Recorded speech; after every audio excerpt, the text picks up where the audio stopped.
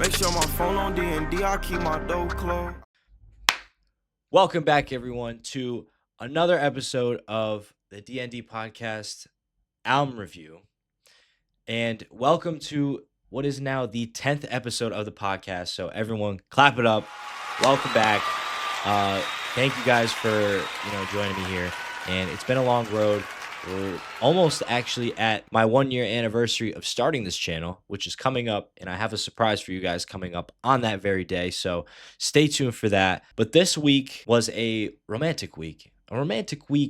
Interesting because we just left February, but it was the last week of February with this week's music, being that I'm now recording this in the third day of March. That's my fault. A little behind, but not really. I will get this out as soon as I can.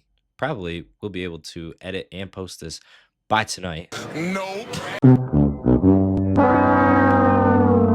So hopefully you guys are seeing this on the 3rd of March. Nope. And if not, then it'll be forever etched in YouTube history that I did not post this on the 3rd of March in 2026. Yeah.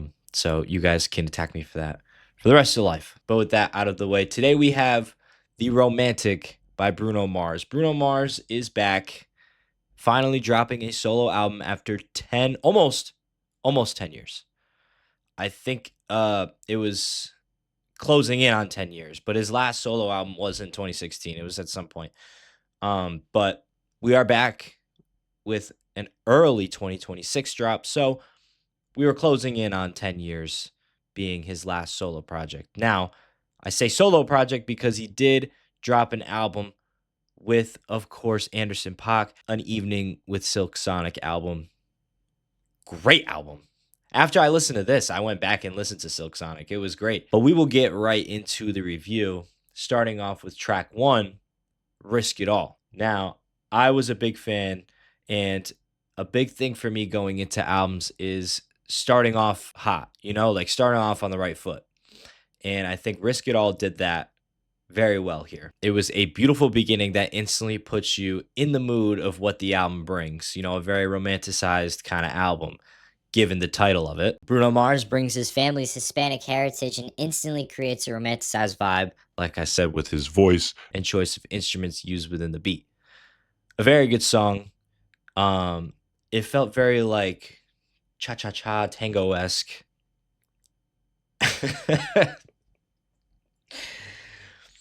I'm sorry. I'm sorry. Very romantic. A good start. Track 1, like I said, we're starting hot. Starting off on a good note. And that's very important going into any album and going into a 9-song album, because, you can listen to it very quickly. You have very little room for error on 9 songs. So, you got to bring your all on a 9-song album. I know that Bruno Mars did say that there was like a quote that I saw where he was like, if I can't get you in 9, then I can't get you on 19. Like, what makes you think I can get you on a 19-song album?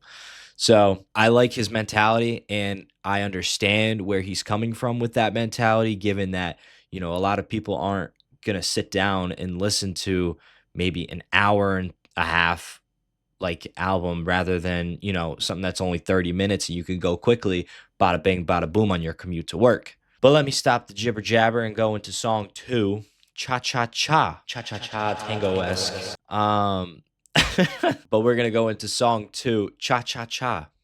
Now, I'm not going to, there's something about the song title.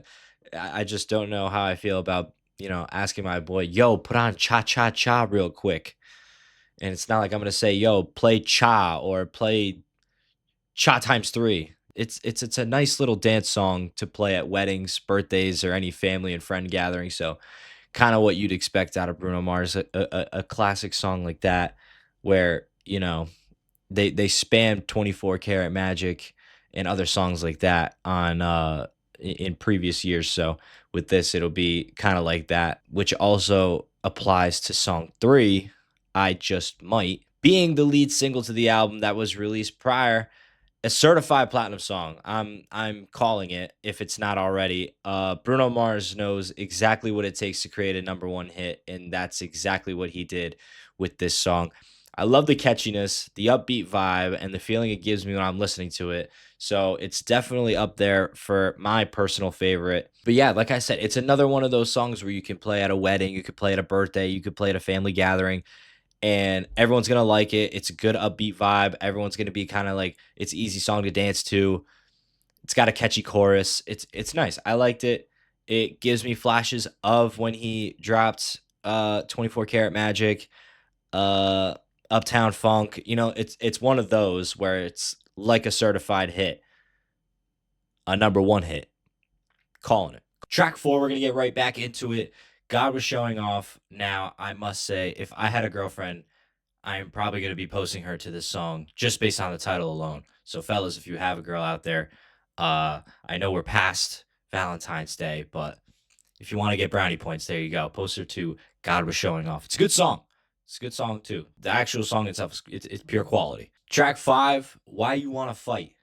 Now, this song was probably most of the reason why after I listened to this for the first time, I went back and listened to Silk Sonic because this song really brought me back to like that era. Speaking of, I wish he had features on this album, given that it's all just him, because I feel like Anderson .Paak would have perfectly fit for this song. Nonetheless, I still loved it with just him, and you could tell this one was personal with the passion in his voice towards the end of the track. He was really like screaming his heart out at the end there. Yeah, this song had a lot of like that R&B kind of Silk Sonic sound to it, and it was like a big fan of this one. So if you like kind of like the Silk Sonic album, you would definitely like track 5. But now track 6 is On My Soul, kind of a filler song. Not much to say for this one. I didn't really love it, but I definitely didn't hate it. I mean, maybe some people like this song, some people love this song, and that's, of course, like I always say, you're entitled to your own opinion. This is just mine, but I wasn't a huge fan of this one. It wasn't bad, of course. Just in my opinion, just a filler song. And then we go to track 7, which is Something Serious. I loved this song. I will definitely be revisiting this when I want to learn how to dance. But now we get into track 8, that being Nothing Left. It is the second to last song, and now I'm in my feelings. As soon as I heard that fucking damn guitar, it was like I just got brought back to reading that text, and everyone's gotten that text, so I know you know what I'm referring to. And that's exactly what Nothing Left gave me. Right after that happens, boom, this song's playing. Listen, and you guys can determine that for me. But then we get to the end, track 9, Dance With Me. We quickly went from being upbeat and in a happy romantic relationship to being ghosted, and now we're at the end where apparently we're back together and slow dancing. I don't know. This album puts you through it all, and I love it. It was, a great way to end this experience. I really love this song. It was a good outro, some to kind of bring the vibe in a way back up. You start going up, up, up, and then you quickly dip down with track 8, and then you kind of come back up, kind of like an exposition, if that makes sense. If we're looking at, the graphic that you learned back in like English class in like 7th grade. Um, that's what I got out of this. Great outro, good song, great album. Which brings us to the rating. I want to try a little something different, kinda, by giving a top 3. It's something that I'm probably gonna start doing from now on. This album I'm gonna do a top 3 because on a bigger album I'd probably do like a top 5, but this is only 9 tracks, so there's not many. So it's like kind of like I don't know. I could rank all 9, but I'm not gonna do that. I'll just give you my top 3, so they're quick and easy for you guys to kind of like go back and reference. And for my top 3, I'm gonna put at number 3, Why You Wanna Fight. It's just a good song. Like I said, it gives you good vibes. Brought me back to Silk Sonic. Silk Sonic, like that album is just, it resonated with me a lot. So this song also did that for me. So I'm gonna give the number 3 spot to Why You Wanna Fight. At the number 2, I'm gonna go with the probably Billboard Hot 100 hit. That's probably gonna go number 1. I Just Might. It was the lead single going up into this thing, and I was a big fan of it before this album came out, and I'm still a fan of it. So that should kind of gauge of where I feel about this one. But at my number one spot, I'm gonna put Risk It All, the opening song to get you into this. And maybe this intro song might be like partially the reason why I'm gonna rate this album the way I do, because I feel like it's so important to start your albums off on a high note and like on a good foot. It's almost like making that first impression. You know, you want to make a good first impression so that the rest of the song, like the rest of the album, keeps you engaged, keeps you wanting to listen to more. And I think that's exactly what this song did. It was the one that brought me in, like the hook, if you will, because I know I was referencing seventh grade English class before. That's exactly what this was. This was like my hook. It brought me right back, right into it, and it instantly made me a fan, and I instantly loved it. I instantly knew what the kind of vibe was based on this song. Without further ado, we're going to get right into my rating on this thing. But with that, I will be rating The Romantic by Bruno Mars a 7 out of 10. It was a good album, and there were songs that, I loved.